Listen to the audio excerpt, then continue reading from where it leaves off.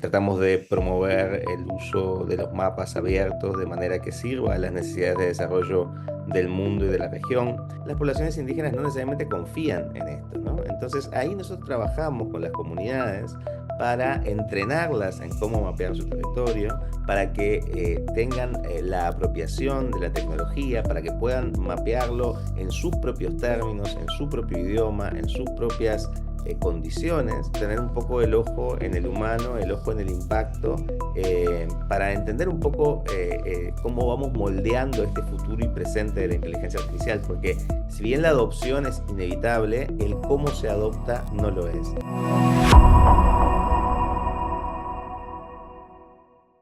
En paréntesis media nos interesa la inteligencia artificial en todas sus dimensiones y ámbitos. Hoy damos un salto de 10.000 kilómetros para trasladarnos a Uruguay y entrevistar a Fabrizio Scrolini. Él es director general del Hub de Mapeo Abierto de América Latina y el Caribe, doctor en gobierno por la London School of Economics y máster en políticas públicas por la Universidad de Victoria de Wellington. Es muchas más cosas, conferenciante, autor de libros, de papers, pero en fin, si me dedico a explicar su currículum, se nos acaba el tiempo de la entrevista. Tiene una amplia experiencia en datos abiertos, inteligencia artificial y derechos digitales. Es cofundador de la Iniciativa Latinoamericana de Datos Abiertos y ha participado en múltiples proyectos de innovación y políticas públicas en la región. Bueno, Fabricio, ante todo, darte la bienvenida a Paréntesis. Muchísimas gracias por la entrevista, por el interés. Feliz de estar hoy aquí. Nada, nos encanta saltar el charco e irnos a Uruguay un rato, sobre todo para estar con alguien como tú. Bueno, yo acabo de hacer una presentación de tu persona, pero evidentemente nos gustaría que fueras tú mismo quien se presentara. Danos una breve presentación de cuál es tu actividad actual, qué estás haciendo. Actualmente lidero la iniciativa del Hub para América Latina y el Caribe del equipo humanitario de OpenStreetMap, el Humanitarian OpenStreetMap Team, y por estos meses también soy su codirector ejecutivo, mientras mi colega Rebeca, la directora ejecutiva, se encuentra en maternity leave. Entonces llevo adelante un montón de iniciativas vinculadas al uso de los datos y particularmente el uso de los datos geográficos para el desarrollo. Tratamos de promover el uso de los mapas abiertos de manera que sirva a las necesidades de desarrollo del mundo y de la región, con una misión central que es mapear aquellos lugares y aquellas poblaciones que aún no se encuentran representadas en nuestros mapas. En concreto, nuestra misión es mapear el hogar de más de 1 billón de personas, o de 1.000 millones, si se quiere, que hoy crecientemente se encuentran en los mapas, en parte gracias a nuestro trabajo, y tornar esa información en algo útil y accionable por parte de comunidades y gobierno para responder a sus crecientes necesidades de desarrollo, necesidades que tienen que ver con la urbanización o la creciente urbanización en buenas partes del mundo en desarrollo, necesidades que tienen que ver también con la adaptación al cambio climático o necesidades que tienen que ver también con la respuesta a desastres naturales que crecientemente afectan a la región y particularmente a las personas más vulnerables en ella. En paréntesis, nos interesa hoy especialmente la inteligencia artificial, que es un concepto que cada uno define de una manera diferente, porque realmente es un concepto relativamente nuevo. ¿Cómo, Fabrizio, cómo defines tú la inteligencia artificial y cómo la mueves en el contexto de tu trabajo? Es interesante esta evolución del término inteligencia artificial.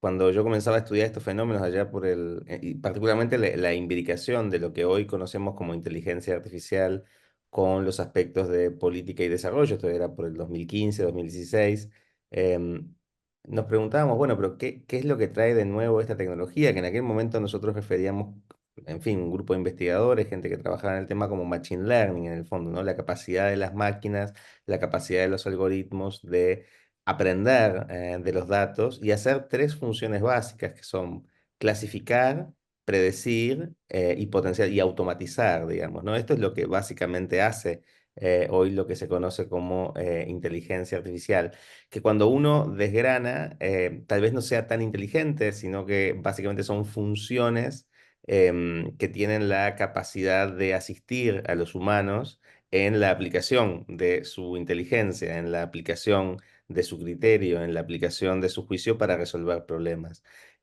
Por supuesto, bueno, naturalmente hay distintas vertientes, pero te diría que estas tres funciones claves, ¿no? Predecir, automatizar, clasificar, son lo que son el centro hoy de la inteligencia artificial para lo que es el trabajo en el mundo en el cual yo me muevo, particularmente también en el mundo de los mapas. Hablas de mapeo colaborativo y concretamente en América Latina y el Caribe. ¿Cuáles son los principales desafíos que enfrenta este mapeo y cómo ha evolucionado el hub de mapeo abierto de América Latina y el Caribe desde su creación y cuáles han sido, de paso, pues, ya sus mayores logros? Bien, bueno, por un lado, cuando hablamos de mapeo colaborativo, hablamos de personas que de alguna manera contribuyen con su tiempo voluntario en general a mapear las distintas partes del mundo. Lo pueden hacer de manera remota, lo pueden hacer de manera en terreno, a través de distintas herramientas que provee básicamente la plataforma OpenStreetMap, que es una plataforma global, abierta, que permite a cualquier persona editar el mapa del mundo. Si se quiere, es la Wikipedia de los mapas. El mapeo colaborativo tiene una gran virtud, que es que permite a cualquiera participar, permite que la información se encuentre agregada y abierta para cualquier persona utilizarla, y consecuentemente permite también considerar a esta plataforma y considerar los trabajos en torno a ella un bien público digital. Y esto es muy importante porque no toda la información geográfica se encuentra hoy abierta para uso de las de los distintos actores en materia de desarrollo, y consecuentemente es algo a cuidar y a proteger, y ese ha sido como el trabajo del Hub en los primeros tiempos en América Latina. Por un lado, posicionar el uso de esta plataforma por parte de comunidades, por parte de gobiernos, por parte de actores de materia de desarrollo, y particularmente nos focalizamos en tres áreas que consideramos clave para la región. Una de esas áreas, perdón, es la Amazonía y el trabajo que llevamos ahí en toda la región amazónica, que de alguna manera se encuentra con necesidades no solo de mapeo, es decir, no solo de establecer quién se encuentra hoy dentro de ese mapa o quién no se encuentra, sino también con la necesidad de mapear su infraestructura y con la necesidad de mapear las necesidades que esas poblaciones tienen. Nosotros llevamos adelante ahí varios proyectos, uno notoriamente en Tefé, una población que se encuentra ya dentro hacia el noreste de la Amazonía, en Brasil, donde trabajamos con las comunidades ribereñas, con las comunidades que habitan en los ríos, para su inclusión dentro de los mapas, para permitir que de alguna manera el Estado, la sociedad, se conecte con estas poblaciones y pueda brindar servicios. Puedo dar un ejemplo concreto de lo que es un desafío y a su vez un trabajo que ha resultado exitoso en el contexto latinoamericano. El impacto, ¿cómo describirías el impacto de este mapeo colaborativo en la respuesta a desastres y la resiliencia comunitaria en esta región, en América Latina y Caribe? Yo creo que hay tres impactos que son bien claros. Primero, el que tiene que ver con el impacto en materia de visibilización de lo que acontece en terreno. Esto, cuando uno responde a desastres, la ausencia de información generalmente impide a los equipos de rescate, a los equipos de asistencia, a los autores visibilizar el tamaño del fenómeno. La segunda tiene que ver con la necesidad de los propios actores de estar preparados, y ahí nosotros trabajamos mucho en lo que es aspectos anticipatorios a los desastres, es decir, prepararse en áreas que tienen alto riesgo para cuando los desastres ocurren, porque los desastres tienen mucho de naturales, pero también mucho de humanos, es decir, los humanos también pueden afectar o pueden de alguna manera estar preparados para responder a los desastres. Hay zonas que tienen altísimo riesgo, donde es probable que un desastre ocurra, entonces, bueno, lo lógico es estar preparados. Y lo tercero que es clave también es en las actividades de recuperación o reconstrucción. Por ejemplo, un caso muy puntual es en el sur de Brasil. Porto Alegre enfrentó unas grandes inundaciones que terminaron bueno, con unos 80 muertos, una situación muy frágil para la ciudad de Porto Alegre. Y ahí nuestros equipos en terreno, en colaboración con el Banco Interamericano de Desarrollo, con la Municipalidad de Porto Alegre, se dedicaron a mapear la infraestructura edilicia a nivel educativo y a nivel de salud para permitir básicamente el avance de fondos y actividades de reconstrucción en terreno que hoy se encontraban varados porque no existía información de calidad y abierta. Entonces, para dar una idea de cómo la información juega en estas tres etapas, es clave y cuando esa información está abierta y cuando esa información está actualizada, existe obviamente una mayor capacidad de respuesta frente a estos desastres que son naturales, sí, pero que permiten que los humanos, que los habitantes, que las personas estén también preparadas y esa es la parte que también trabajamos. Fabricio, sabes que aquí en Europa estamos intentando regular el uso y definir marcos responsables y éticos para la inteligencia artificial. En el plano de la ética, ¿qué desafíos plantea la inteligencia artificial en este contexto de datos abiertos y cómo se pueden abordar? Yo creo que aquí te voy a hablar más desde como latinoamericano, ¿no? Como habitante aquí de esta región que todavía sigue dando un debate en torno a la parte ética y en torno a la parte de regulación de IA en la región. Hay varios países que están en este proceso, notoriamente Brasil quizás sea el más avanzado. Yo creo que hay tres desafíos para una inteligencia artificial realmente inclusiva, realmente ética. La primera justamente tiene que ver con los datos, ¿no? Y que los datos sobre los cuales se entrena los modelos de inteligencia artificial sean reales, sean de calidad, sean inclusivos de los fenómenos que acontecen en terreno. Y esto es hoy cosas que realmente no necesariamente pasan, ¿verdad? Y a su vez que las personas que provean esos datos o las entidades que provean esos datos tengan algún control sobre esos mismos a los efectos de su uso, sobre todo por modelos a gran escala. Esto no quiere decir que la información no esté abierta, quiere decir que la información se entienda cómo esa información o cómo estos datos en particular son utilizados, ¿verdad? Y eso es un desafío particularmente en el mundo en desarrollo para impedir de alguna manera un fenómeno de explotación. Lo segundo tiene que ver con la transparencia algorítmica o la transparencia, digamos, no solamente técnica, sino también de alguna manera social y legal de cómo los algoritmos, de cómo estas instrucciones se utilizan, ¿no? Y de esta manera asignarle el peso correspondiente en los procesos de toma de decisión o el impacto que estas tecnologías vayan teniendo y qué grado de confianza uno puede tener en ellas.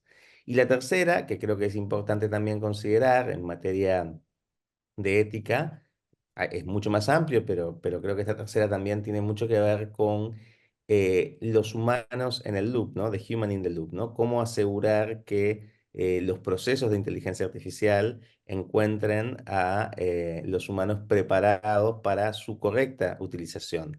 Y no, de alguna manera, generar esta fantasía, de alguna forma, de que la IA resolverá todos los desafíos del desarrollo, resolverá y hará milagros por nosotros, porque vendrá esta superconciencia que nos guiará hacia el futuro, porque en la fecha no tenemos evidencia de esa y en concreto, por ejemplo, en las actividades de mapeo existen muy buenos trabajos por parte de empresas y por parte de actores en desarrollo utilizando ya para mejorar la calidad de los mapas, pero aún así se requiere de la intervención humana para, por un lado, mejorar la información, así como activar los dispositivos, por ejemplo, en materia de rescate, en materia de recuperación, en materia de lidiar con situaciones de desastre.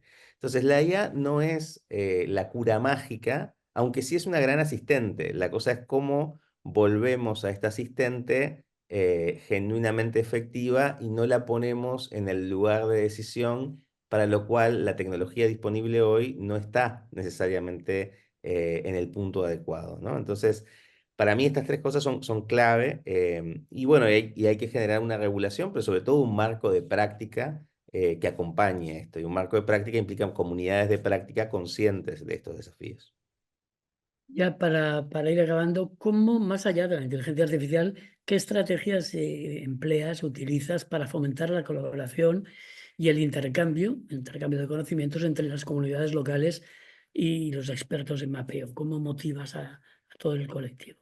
Las comunidades, tenemos un proyecto en Guatemala que es hermoso en ese sentido, porque en Guatemala existen obviamente un montón de comunidades indígenas, muchas de ellas que no tienen mapeada su propio territorio, y existen incentivos para mapear ese territorio porque el gobierno y particularmente actores en desarrollo desean que esos mapas se encuentren disponibles y de hecho subsidian ese proceso.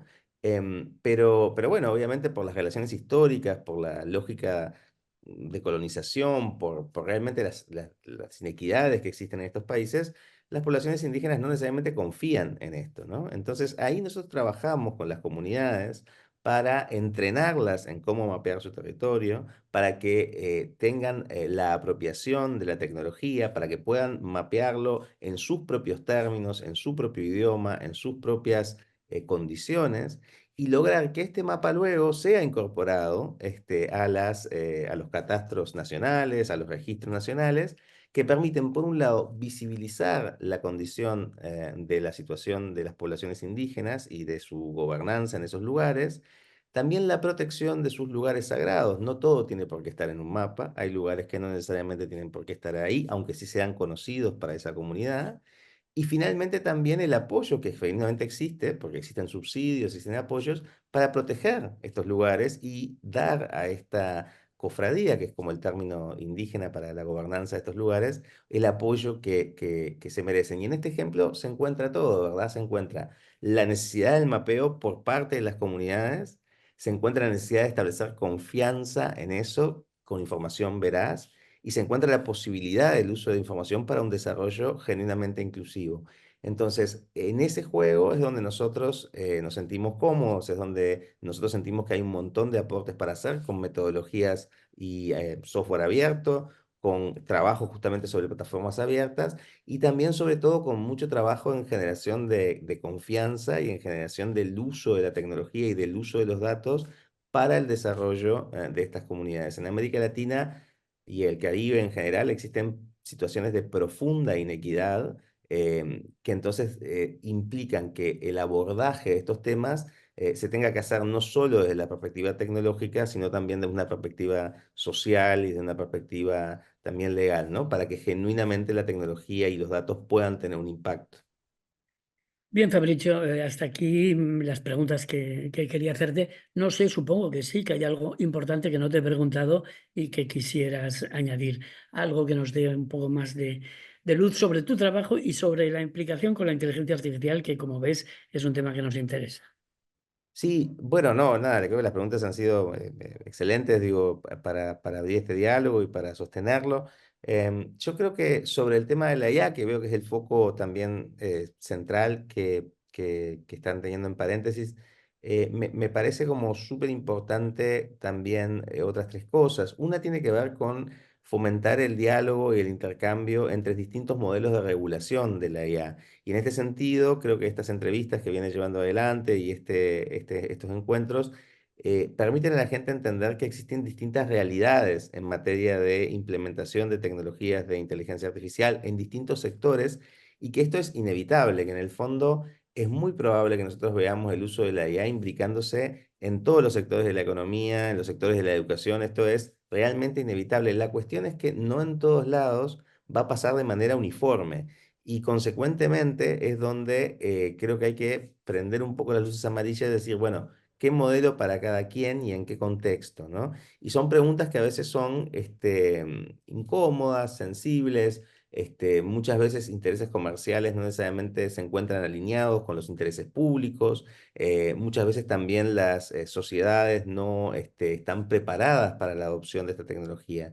Entonces creo que el diálogo y la conciencia de que operamos en un mundo muy complejo, donde la adopción de la IA va a ser despareja, donde quienes tienen datos hoy tienen una ventaja, pero esa ventaja es limitada porque los datos en realidad no están completos, donde cómo la producción de datos por las comunidades pueda ser realmente efectivo, pueda ser realmente útil para ellas, creo que ese es un punto interesante a tener en cuenta.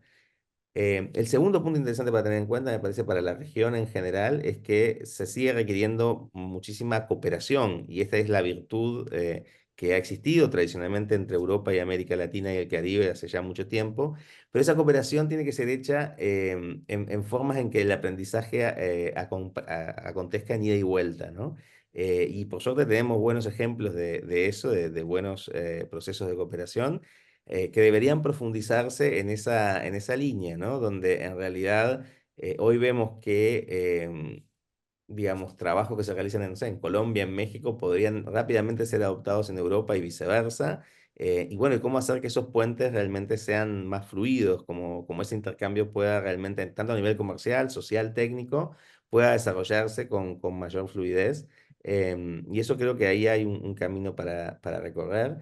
Y finalmente creo que es esto, ¿no? Tener un poco el ojo en el humano, el ojo en el impacto, para entender un poco cómo vamos moldeando este futuro y presente de la inteligencia artificial, porque si bien la adopción es inevitable, el cómo se adopta no lo es. Y en ese sentido, ahí es donde quienes trabajamos con estas tecnologías, quienes estudiamos estas tecnologías, quienes están preocupados como tú por el desarrollo de las mismas y cubre básicamente esta evolución de la tecnología, tenemos algo para decir porque podemos moldear el desarrollo de esta tecnología también desde nuestros respectivos lugares. Esto no es exclusivamente un tema técnico, es un tema técnico, social y político, y bueno, desde esos lugares hay que moldearlo.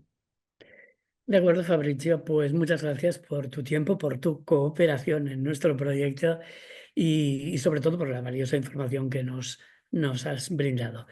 Nada, darte las gracias y hasta la próxima porque va a haber una próxima entrevista. Muchísimas gracias a ustedes por el interés y por esta mañana aquí en Uruguay tan amena.